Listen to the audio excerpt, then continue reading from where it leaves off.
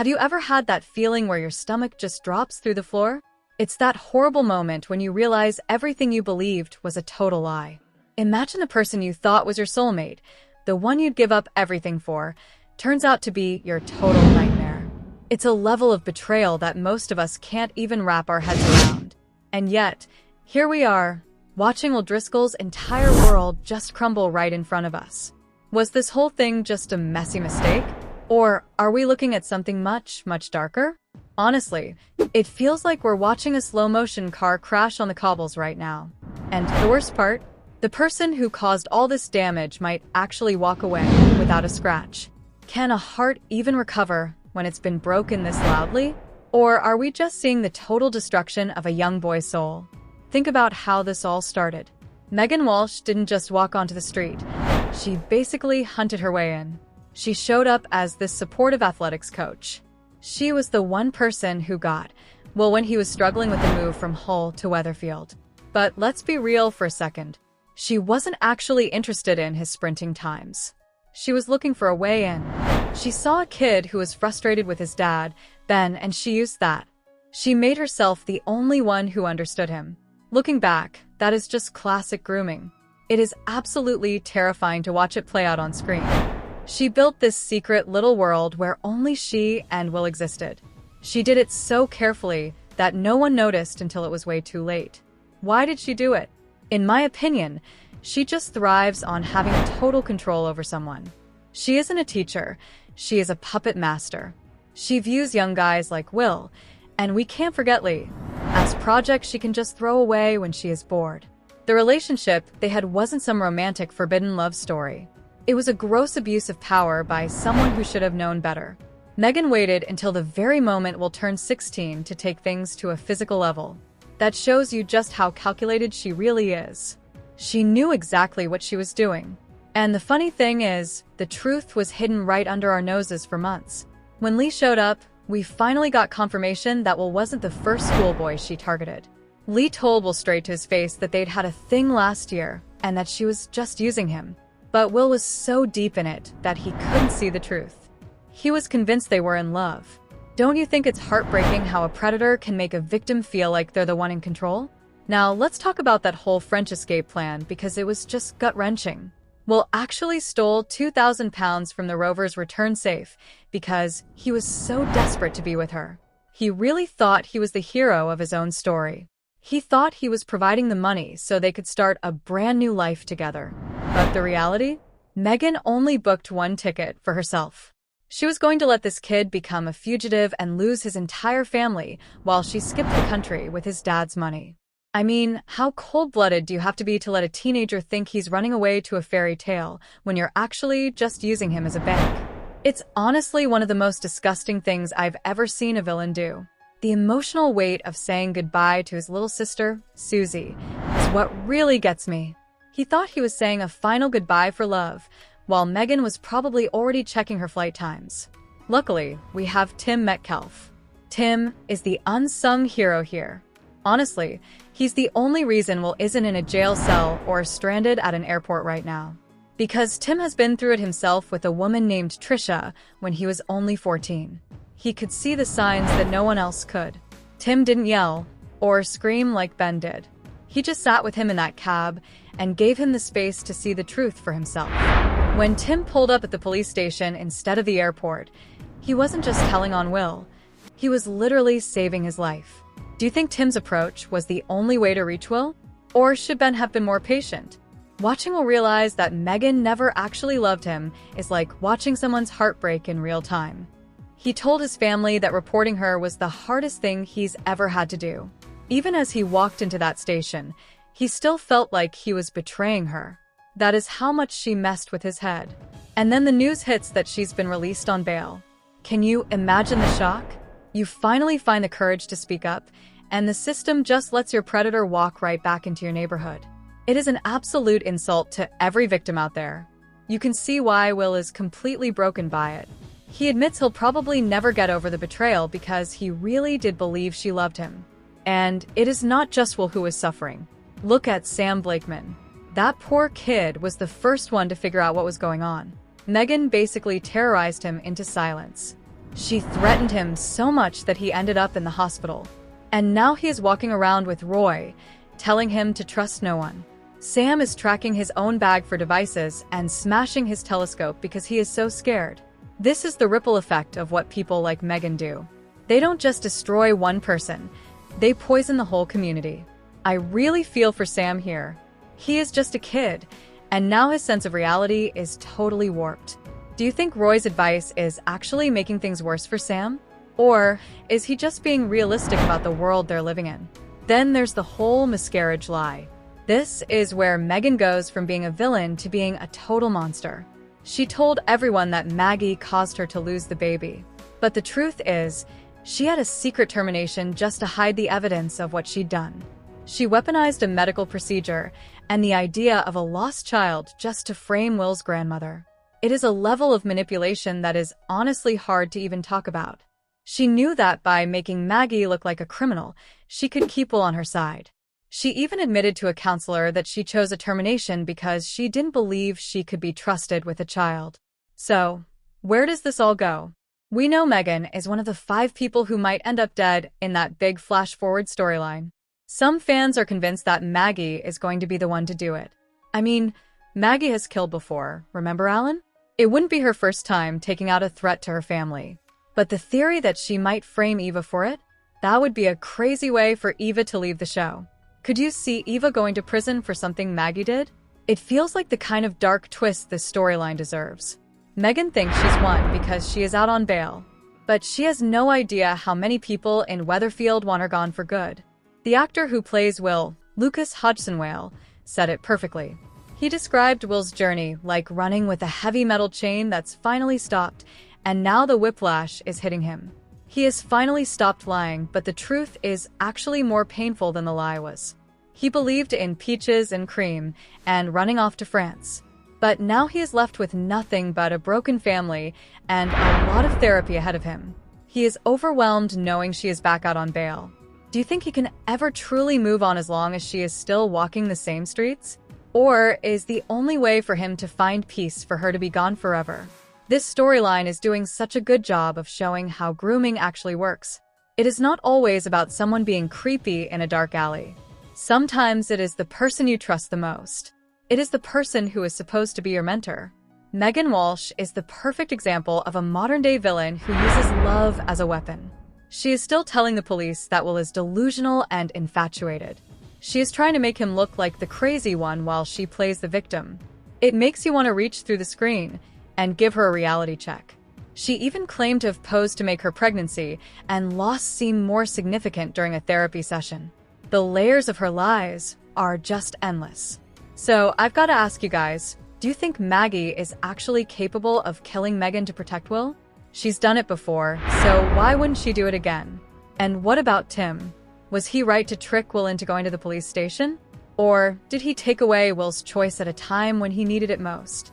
This whole thing is such a mess, and I honestly don't see a happy ending for anyone involved. But one thing is for sure, Megan Walsh has officially become one of the most hated people on the cobbles, and her downfall is going to be massive. If you're as hooked on this drama as I am, make sure you hit that subscribe button and turn on the bell so you don't miss our next deep dive into the whodunit mystery. Also, drop a like if you're cheering for Tim Metcalfe right now. He really is the hero we didn't know we needed. Thanks for hanging out and talking Corey with me today, and I'll see you in the next one. Think about the state of Weatherfield lately. It hasn't just been tense, it's been absolutely suffocating. When Theo Silverton's body was found by a terrified Betsy Swain, it started a whodunit that has basically ripped everyone's lives apart. Theo wasn't just some random victim. He was a predator who spent months controlling and abusing his husband, Todd Grimshaw. My take on this? The writers didn't just give us a murder. They gave the characters a way out that feels like a massive trap. Theo's death had to happen for the story to move forward, but the fallout is where the real cruelty is hiding. Right now, the police are running around like headless chickens, grabbing anyone who might have had a reason to want Theo dead. Summer Spellman is currently the one in the hot seat. She's been arrested because she was in the wrong place at the wrong time with some very incriminating jewelry. But let's be honest for a second. Summer being the killer feels a bit too easy, doesn't it? It's like a classic soap opera trick where they show you one hand while the other one is doing the real work. While the detectives are obsessing over brooches and journals, I think the real answer has been hiding in plain sight. It's buried in the mind of a young boy who is clearly losing his grip on what's real and what isn't. The idea that Sam is the killer didn't just pop up out of nowhere. It's built on some really chilling clues that fans have been piecing together like a puzzle. First off, we have to look back at Murder Week. While the whole street was reeling from finding Theo's body, there was this tiny, almost random scene of Sam sitting on the floor. He was absolutely sobbing his heart out. At the time, we all just thought he was upset because of the chaos, but looking back, that didn't look like normal grief. To me, that looked like the weight of a secret that was literally crushing his soul. If we look at this from a psychological angle, Sam is just a shell of who he used to be. He's been having these intense, terrifying hallucinations of Will Driscoll. He's convinced this teenager is everywhere and is out to get him. Just recently, we saw Sam get into a physical fight with Will in a journal. He was throwing punches and fighting for his life, but then the camera pulled back. He was fighting thin air. This is a huge red flag. If Sam can fight a hallucination with that much violence, what happens if he runs into a real person while he's in the middle of one of these breaks? This really changes how we look at the night Theo died. Imagine Sam totally spiraling and scared out of his wits, seeing a figure coming toward him in the dark. In his head, he thinks it's Will Driscoll coming to finish him off, but in reality, it's Theo Silverton, maybe fresh from a fight with Todd or Summer. Fans are starting to believe that Sam didn't kill Theo. He killed the monster in his own head, and Theo just happened to be the one standing there. It's a tragic way to look at it, isn't it? He might have acted out of pure, unadulterated terror. There's also some really clever technical stuff going on with the way the show is filmed. One fan pointed out a specific shot during Sam's fight with the air. The camera was positioned up on the scaffolding, looking down at him. Now, why does that matter? Well, Theo's body was found in an area where scaffolding was everywhere. If the directors are using that same visual style now, they're probably trying to remind us of the night Theo died. My opinion? The show is using Sam's mental health struggle as a very slow reveal. He isn't just a witness, he's a part of this. And he might not even realize what he's done yet. Think about how Sam must be feeling internally. He isn't just seeing Will. He's seeing a version of Roy Cropper that is cold and mean. In these hallucinations, Roy tells Sam that he's just a burden to his dad, Nick, and his mother figures, Leanne and Toya. This is heartbreaking. Sam feels like a broken kid because of his issues with his ADHD meds and the trauma of being groomed. Usually, the mind creates monsters to explain the pain inside. For Sam, Will is the threat from the outside, but Roy is the fear he has of himself. If he met Theo that night, his flight or fight response would have been through the roof. When your brain is in that state, you don't see murder. You just see survival. I honestly don't agree with people who say Sam is too young to be a killer. Soap operas love to take innocent characters and put them in the middle of the darkness. By making Sam the one who did it, the writers create a story where there isn't really a villain to hate, just a victim to feel sorry for.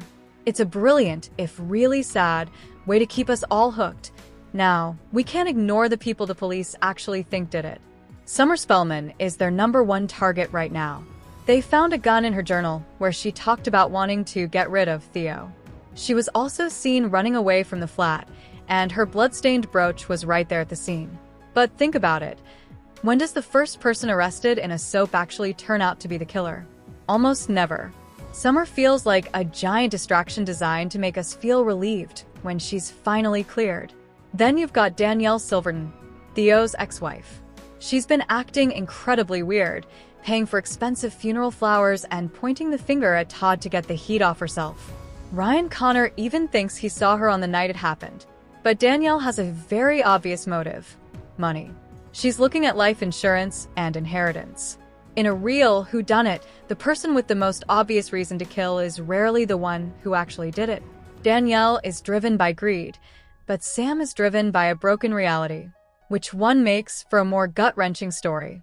The greedy ex or the traumatized boy? I think we all know the answer to that. Things are about to get a lot worse, too. Spoilers have confirmed that we're getting an episode that uses flashbacks to reveal a dark secret about that night. We know for a fact that someone has lied to the police about where they were. This lie has created a complex web of guilt and fear for this person. Could that person be Sam? Or maybe it's someone like Gary Windass or Sarah Platt. Maybe they saw Sam at the scene and decided they had to protect him. Gary definitely knows how to cover up a death. He's done it before. The pressure is really building because the police are looking at the wrong people. If Summer ends up in prison for something Sam did, that guilt is going to finish him off. We're already seeing him fall apart with these hallucinations. He isn't just fighting Will anymore, he's fighting the truth of what happened that night. It's also worth mentioning the real-life side of things. Jude Reardon, who plays Sam, actually fractured his ankle in real life and has been using crutches on set. He made it clear this isn't part of the story, but it does add this extra layer of physical vulnerability when you see him on screen. It's a reminder of how much this young actor is carrying right now.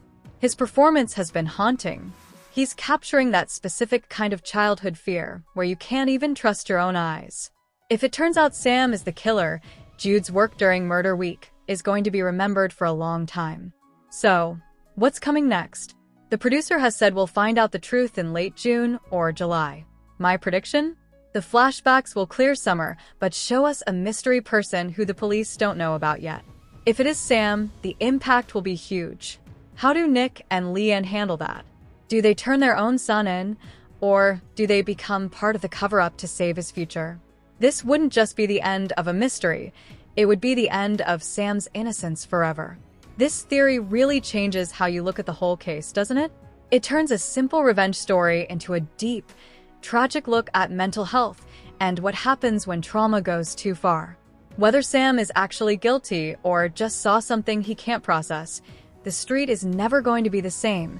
Let's look closer at the other suspects for a second, just to be sure. Todd Grimshaw has the most reason to be angry. He lived through a nightmare with Theo. He's so messed up right now that he won't even go to the funeral. Is that because he's guilty? Or is he just so traumatized he can't face the man who hurt him? I honestly think Todd is too broken to have planned a murder. If he did it, it was a desperate move to stay alive that his brain has just shut out. Then you have George and Christina. They've been acting like they're in a detective movie, sitting on the sofa with picnics while they read Summer's private journal. That seems a bit cold, doesn't it? George is a protector. He's already tried to save Todd before.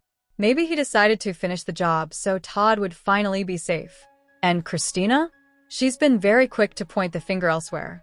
Sometimes the comic relief characters are the ones hiding the most pragmatism. If George did it, he'd know exactly how to make a body disappear without leaving a trace. And of course, there's Gary Windass. Gary is the man who always seems to be around when a villain meets their end. Fans are split. Some think he heard Theo attacking Sarah or Summer and just stepped in. Others think he's just the guy who came in to clean up the mess afterward. Gary is trying to be a good man now, but if he's back to his old ways, it's a massive step back for him. I don't think Gary killed him, but I'd bet anything he knows exactly who did. He's usually the keeper of the street's secrets. The way this story is being told is really interesting. Each potential victim had their own episode, which shows